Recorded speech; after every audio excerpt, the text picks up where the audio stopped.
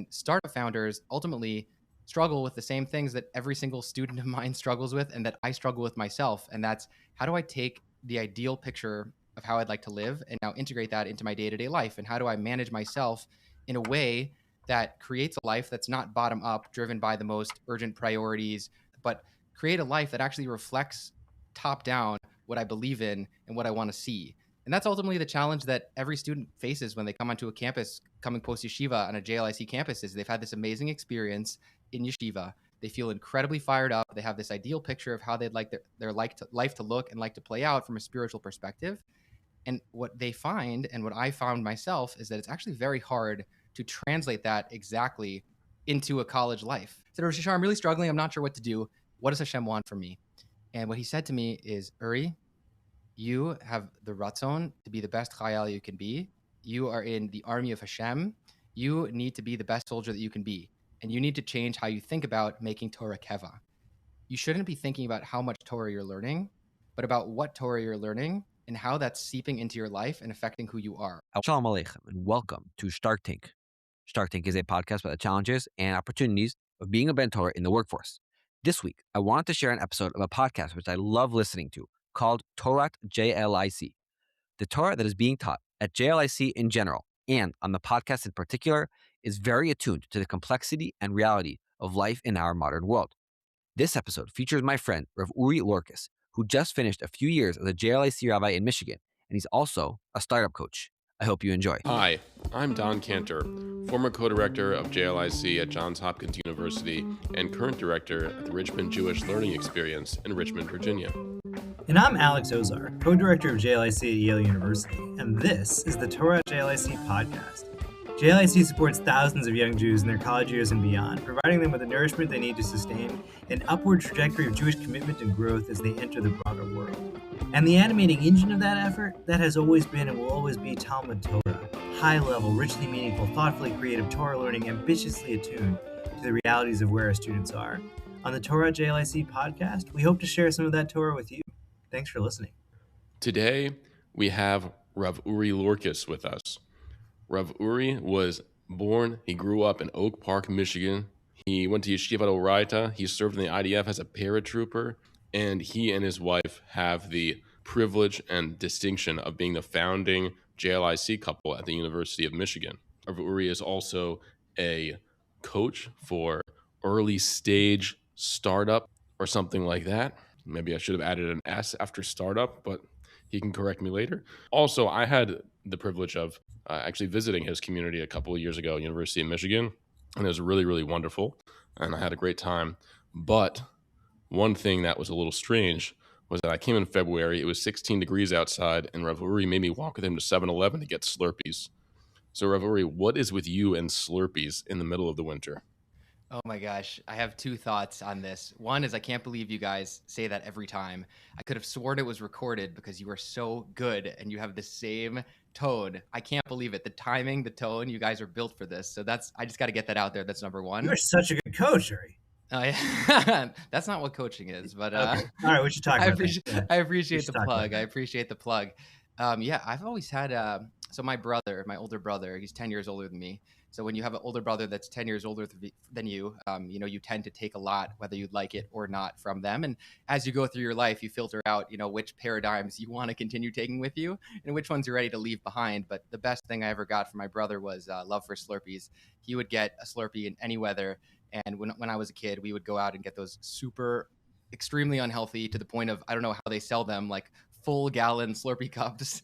Whether that was like the middle of the winter, I was the kid going to 7-Eleven and completely unethically making a bad name, bringing those like giant gallons for 7-Eleven day. Like, I have always had a deep love for Slurpees, and it's kind of the cold really does it for me. Like, at the end of a long day, if I'm a little stressed out, the Slurpee is always going to hit hard. So I try to lay off them more as an adult, but the weather is not a deterrent to me. Sorry, and I hope the Slurpees will continue to be a factor in the story. But tell us, how did you come to JLIC? What drew you to it, and what got you started? So that's a great question. I actually never planned on being a JLIC director, and I say that with all honesty. A lot of JLIC directors say, I was never going to go into rabbinics. I was never going to do JLIC, but that truly wasn't my path. When I went to yeshiva, I had planned on going for just 1 year before returning to the States. I kind of went on this choose your own adventure journey where I ended up in yeshiva for another year. I did the army for 1 year and 8 months. I was actually going to continue with the army. I wanted to be a Katzin, an officer in the IDF. I had an injury which forced me out. And the only place that was willing to take me was yeshiva. I wanted to start college. I wasn't even sure if I wanted to go back, but I went back to yeshiva that 4th year and I had a fundamentally different experience that I had the first year because I had already learned for 1 year. And then I saw where I succeeded and failed to integrate that same learning into my life. And going back into that environment without any of my friends, without any of the excitement, really gave me the foundations to just learn in a way that would translate to how I live. And I learned different Torah. I learned the same Torah from a different lens. And I really fell in love with Torah in a much deeper way. And I ended up in yeshiva for another year. I was actually supposed to start college at the end of that year. 2 weeks before, I was inspired by a rabbi, just watching him live his life. And I said to myself, how could I not spend another year in yeshiva at this juncture of my life? This is the last point. And I had the degree signed up. I was all ready to go. I said, no way. And I went to an all-Israeli yeshiva called Ramat Gan. I was one of 3 English speakers. I was in a shiur that was levels above anything that I was capable of. And I had the most phenomenal experience. And while I was there, I also learned that I love teaching. I love sharing. I've always loved community building. I was actually in a JLIC community as a student when I was a lone soldier with Rabbi Josh and Margot Botwinick of Herzliya. And I was a student leader in their community. And I loved everything about them and what they were doing. When we moved to Givat Shmuel, we got involved with the Wohlgelenters, Tzvi and Tali, in the community that they were building. And we would do a lot of volunteer initiatives. And I was sharing Torah, teaching Torah, going early to help set up, running community events. And Rav Tzvi came up to me one Friday night and he said, hey, here's this lady, Talatia, you should talk to her. I was like, okay, like why? He's like, just talk to her. Trust me. Right. I know for everyone listening, you just had Talatia last week. See last week's episode with Talatia, our fearless leader. But Tal and I walked home on Friday night with Tzvi. He lives just down the road from me.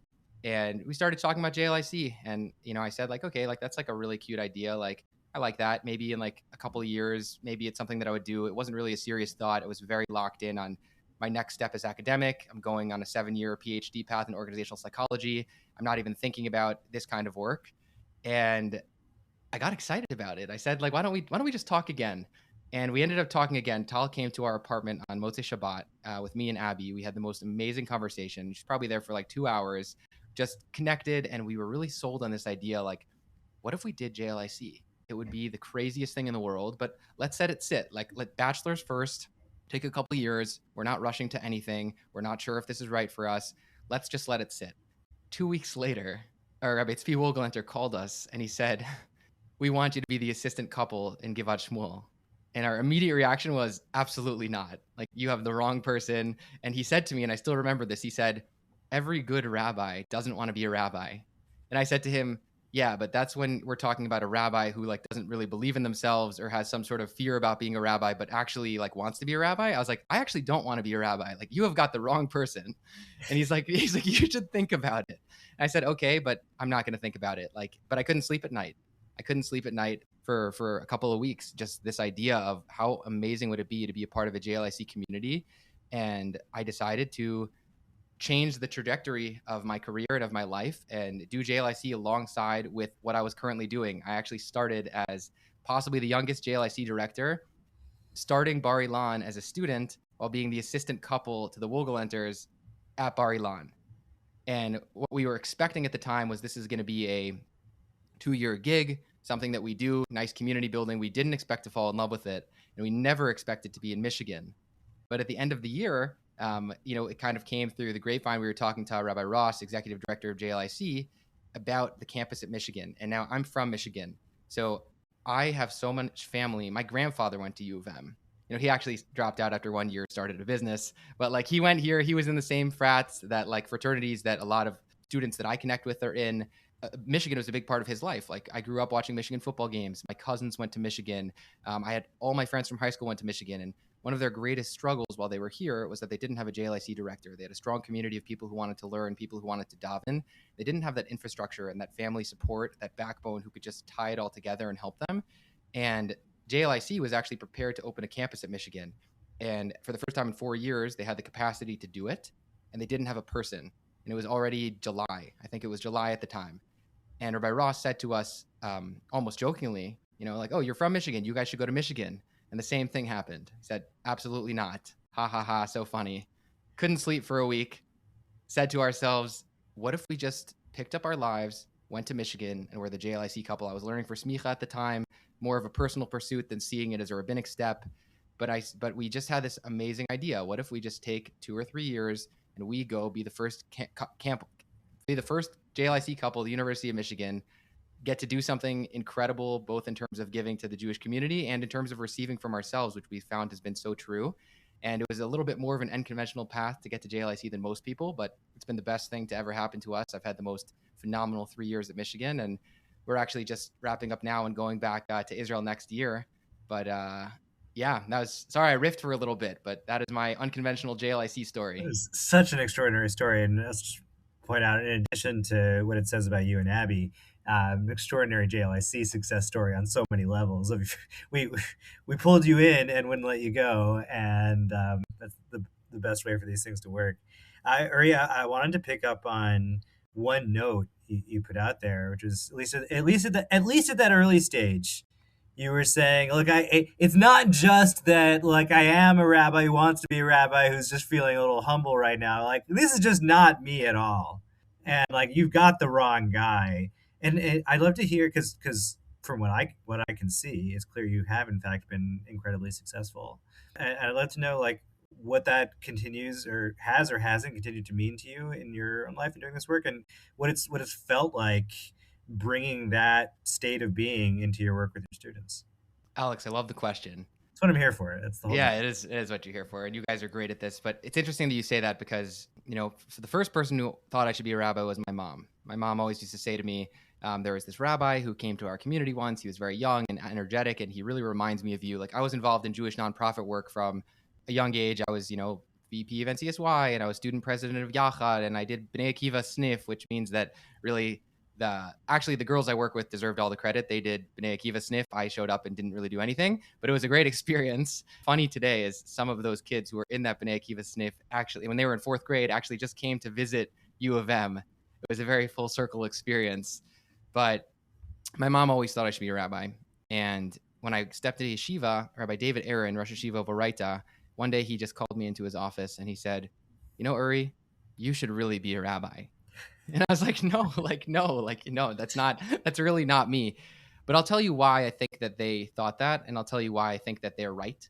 And why there's a caveat at the end is that ultimately the reason that I'm interested in organizational psychology, because I think that Judaism needs to be something that's not just learned, but lived. Organizational psychology, I wouldn't tell this to a business that I'm working with, but I think of it more as organizational tshuva. It's the process of returning to a deeper sense of self and core values. It's the process of creating a space and fostering an environment where people can thrive, where people can connect to each other, where people are empowered to work together in alignment.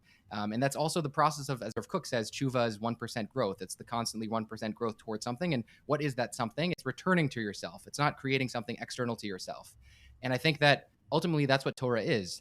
And the way that I experienced Torah always was that it was something that happened inside the Beit Midrash as an intellectual, spiritual pursuit, but actually wasn't so integrated into my life. You have halacha, which would integrate very well. You have this deep philosophical idea of these beautiful, Hasidic ideas of Torah, which you connect to so well. And then you have halacha, which you take with you into your life. But I actually felt there was always something different. I felt that besides for just living a halachic life, there's actually a way to take what we learn and make it into a tangible, lived reality through the paradigm in which we see the world. And that was always something that was a mission of mine. And I always felt like I was able to translate those two worlds well, which is why I've always been interested in organizational psychology, because there's some people who can teach a high-level Gemara shiur and feel alive and give the best Gemara shiur. I can give a Gemara shiur. I can't give the best Gemara shiur, but I do feel like my unique ability is to translate what happens in the base, what happens in the Sefer, and then take that into the actual measurable steps in your day-to-day life. And how do you build a life that's built around Torah? And that was something that I was always trying to do in my own life and something that I really saw myself doing professionally. So I actually always have wanted to be a rabbi. I just didn't necessarily want to be a rabbi in the Beit Midrash. And there's a lot of aspects of being a community rabbi that's right for me. I say it to Abby sometimes. It's kind of like dating. And I have a Rebbe who I take so much from. And what he would always say to me is, Uri, you can have the right girl, multiple basharets, different people that you can go with, but you have to think carefully when you're dating someone, not just how this feels right now, but where this is taking me in 20 years. And is this turning me into the person that I want to be? Is this the best use of my kochot, the best use of my abilities?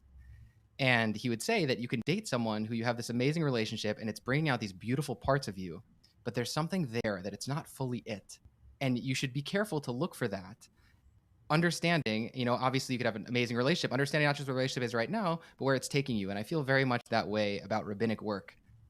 I could get married to rabbinic work. I love it. It's amazing. It's incredible. We've been dating for years. It's been an amazing experience. It's such a core part of who I am. But there's something, just some little something that's missing, some potential that I feel like I can bring out of myself, some mission that I think that Hashem has for me in the world that I'm trying to do. And I think that if I stayed in the Beit Midrash as a rabbinic leader, I wouldn't do as good of a job as the person whose mission it is to do that. And I wouldn't be doing a service to myself as the person who I believe I am, whose mission is to try to take that and translate that into the day-to-day world. Can you tell us what it is you're doing next and how that maybe better reflects the potential or the mission that God has in mind for you?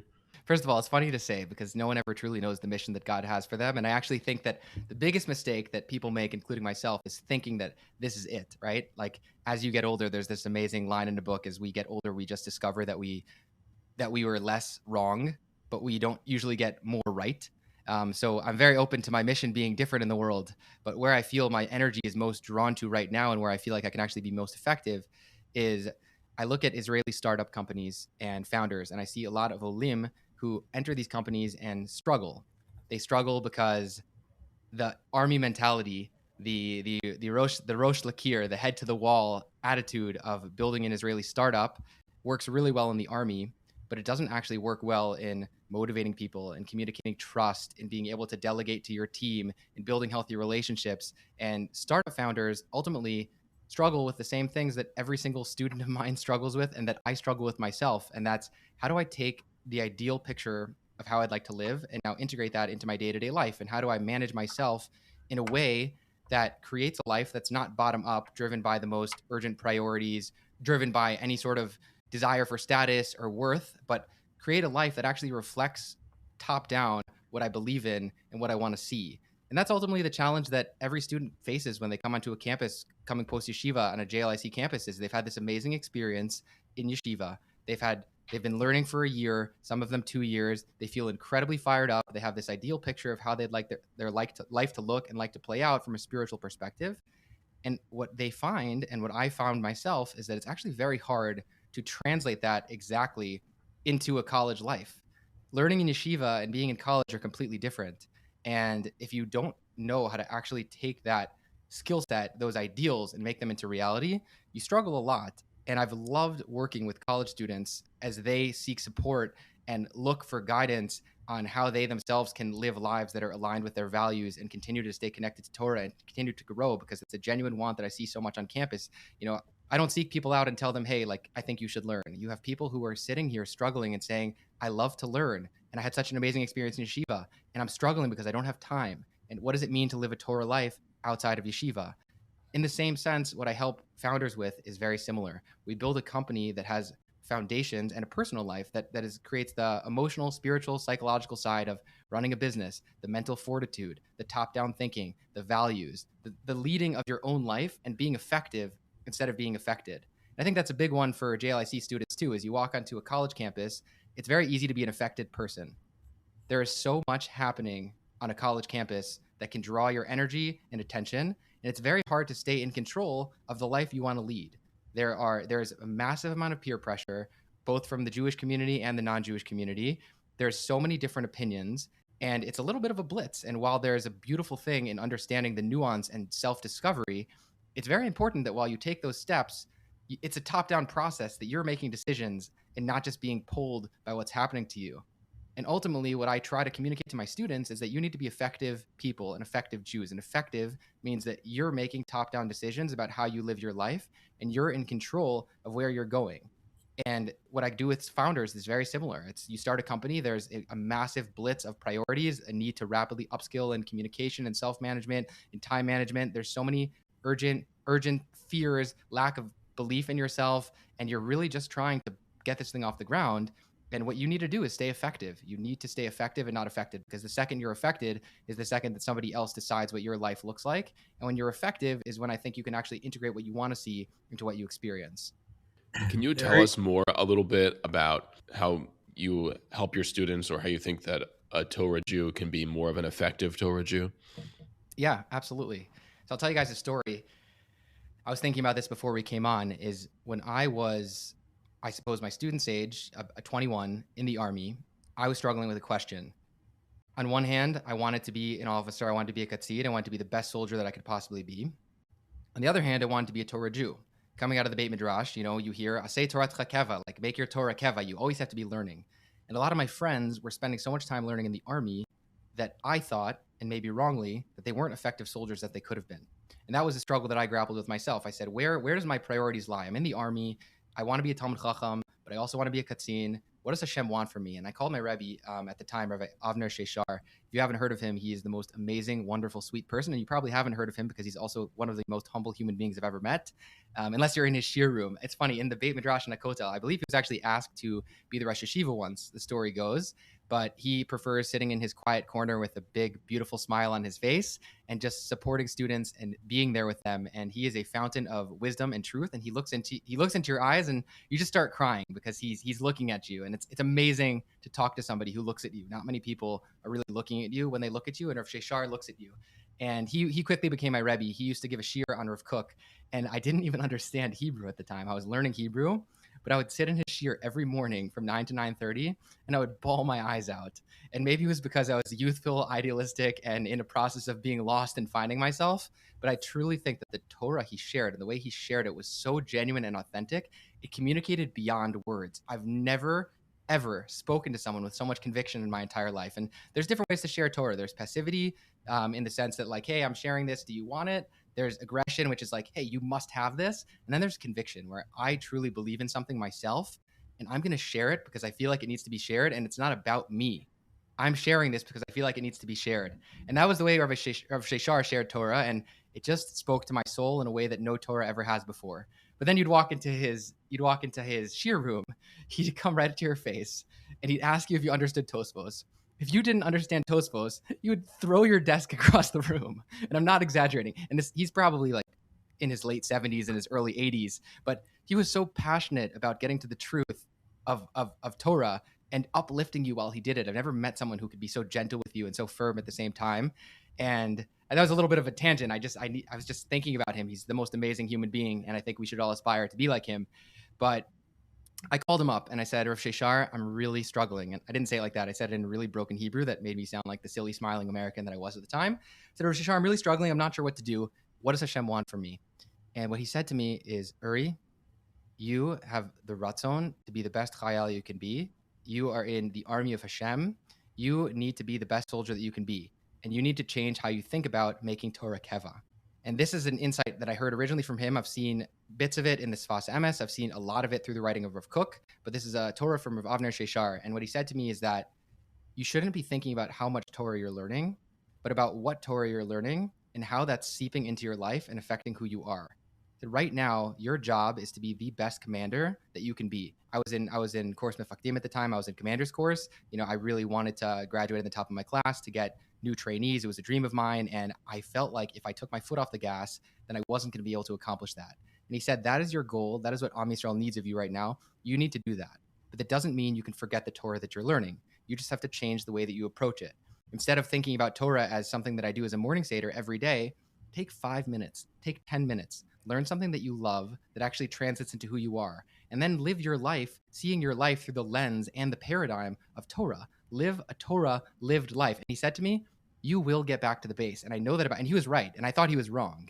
He said, you will get back to the base. And I know that about you because you miss it so much and it's so hard for you. And you'll have moments in your life where you're able to have these deep moments of strengthening your own commitment and conviction in what you do. You'll be able to have that morning seder again. You'll be able to have that amazing shir. But in the meantime, you're in asiyah. You're in the world of doing.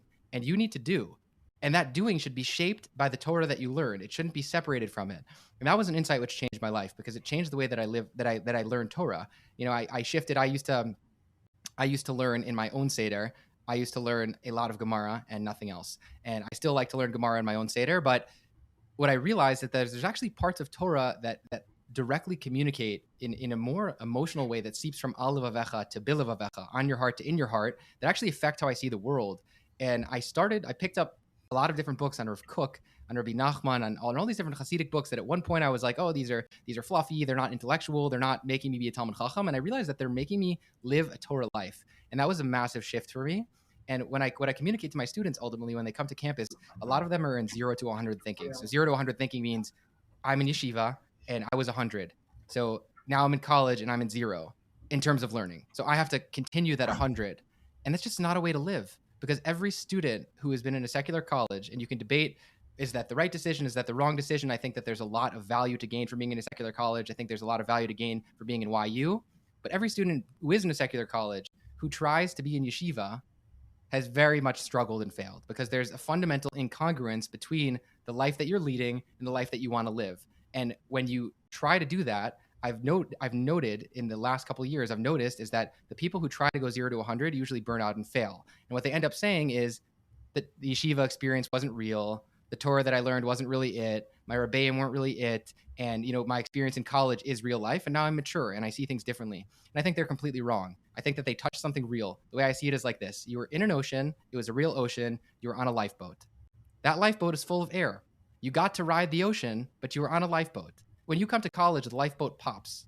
And now you have a question. You could either say I wasn't on the ocean, or you could say I was on the ocean, but I was in a lifeboat, and how am I going to build a real boat? And that real boat is actually a very different boat than the lifeboat you were sailing in college. It's built off of taking Torah, Judaism, and principles and turning it into the soul of who you are, of embedding them deeply in your character, of seeing your entire life and not just your experiences of Beit Midrash as a manifestation of your relationship to Hashem, as an expression of your soul, of your chelek Elokai mimal. It's such a powerful and deep thing. And what I try to communicate with my students is, how do we build the tools to live a Torah life? Because you're not in the base right now. And we can have our morning Seder on Sunday. We can have our pirkei and pancakes on Friday. We can have our shir on Wednesday night. But if you want to succeed as a Torah Jew, you need to learn how to live with Torah when the Sefer is closed. And I always tell my students that after every chavrusa. Close the book, now the learning starts. This was a time to tap in and to go into this space, which exists separately than your day-to-day life. But now that the book is closed, this is when the learning starts. Are you thinking about it? Are you making decisions based off it? Are you living a top-down life? And to me, that's been everything. And in my own life, that's how I've stayed very connected in my relationship with Hashem and my relationship to myself. And I've seen so many students benefit from that way of thinking as well. It's been a very powerful insight that I'm very grateful to Rav Sheshar for sharing with me. And I'm sure there's people out there who are going to hear this and say, no, you should be learning, Daf Yomi every day and going into Gemara. And I think that they're right. And you should be learning Torah as an intellectual and spiritual pursuit. But Torah is meant to be lived, not just learned. There's two parts of Torah. One is learning and one is living. And I actually think that they're not two parts. They're not separate. They're one part that exists within a circle. Learning and living Torah, learning and doing, exist within a bubble of living a life of Torah. And if you don't have both of those together, I think that you're misunderstanding what Hashem wants from you, what Judaism wants from your life, and how to approach this. And for so many people, Torah has become an intellectual pursuit. It's about, can I slug you up better on a Tosfos? Do I understand this Rashi better than you? Can I pull out this Rambam that you've never heard of so that I look smart and you don't feel great about yourself? And that's not what Torah is meant to be. Torah is meant to be a life, and it's meant to be a life that we share, a life that's meant to interconnect us, a life that's meant to uplift all of us individually and as a society. Uri, all of this has made me really poignantly sad that the students at the University of Michigan are going to be missing you next year. But I'm so grateful they've had these few years, and I'm so grateful we got about a half an hour of your time. Been extraordinarily enriching.